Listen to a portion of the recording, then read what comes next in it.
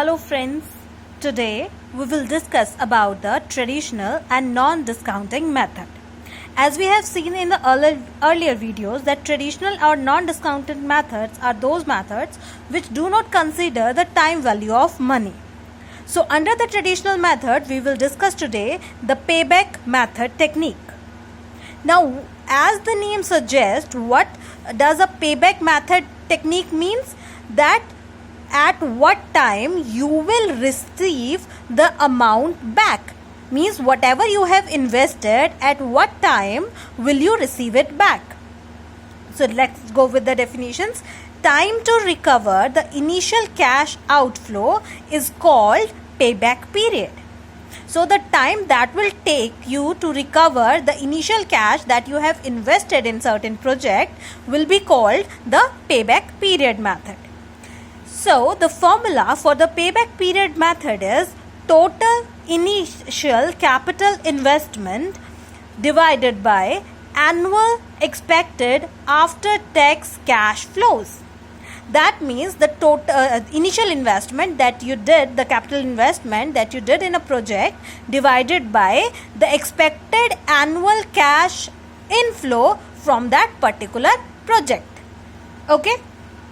So to understand this concept clearly, I am taking an example. So let's start with an example. Suppose a project costs rupees 20 lakh. This 20 lakh becomes the initial investment that a person has done in a project and yields annual profit of 3 lakhs. This becomes the initial capital or we can say the cash inflow after depreciation of 12.5%.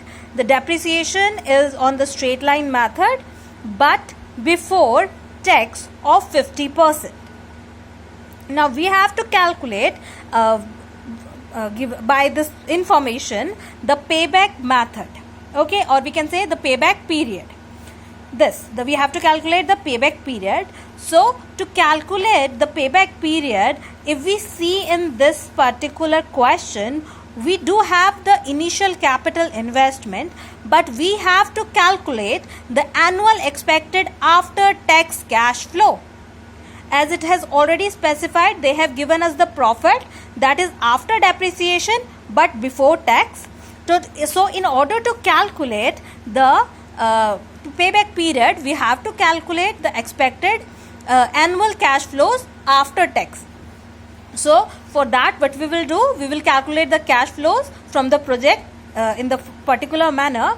So what we have been given in this question, we have been given the profit before tax. So we will take the profit before tax, that is 3 lakh rupees, and we will write it down.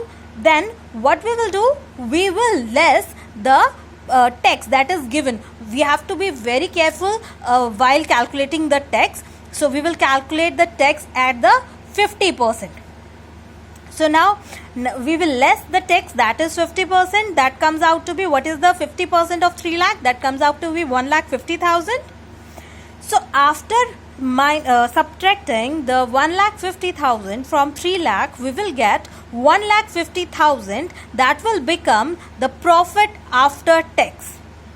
One thing we have to remember while we calculate the payback period method, that if we are calculating, we will take the cash flows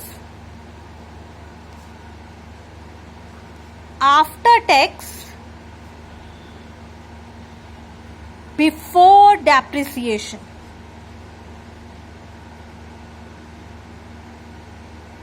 Okay, the cash inflows that we will take will be after tax but before depreciation. So as we have seen in the question, what they have given the profit, they have given the profit after depreciation.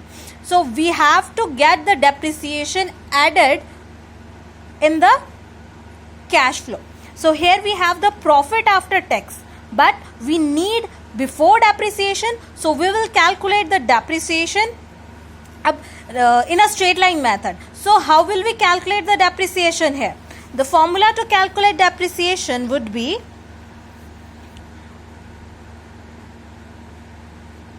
that is depreciation calculation, what we will be doing, that is, we have been given the amount that is 20 lakh into 12.5%. If we calculate it, we will get 2,50,000. That will be the depreciation for every year till the life of the project. So now what will we do?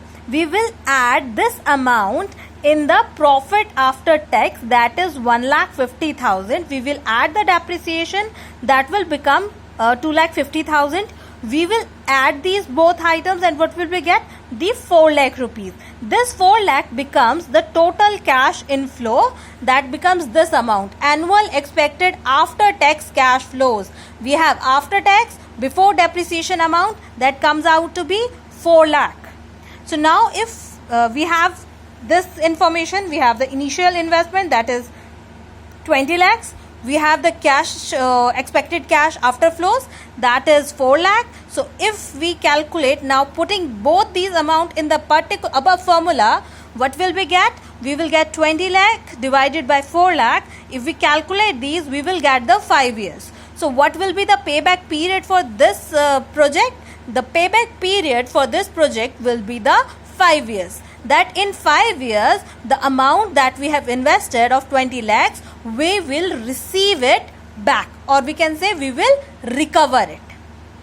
Okay, that's all for today. Thanks for watching.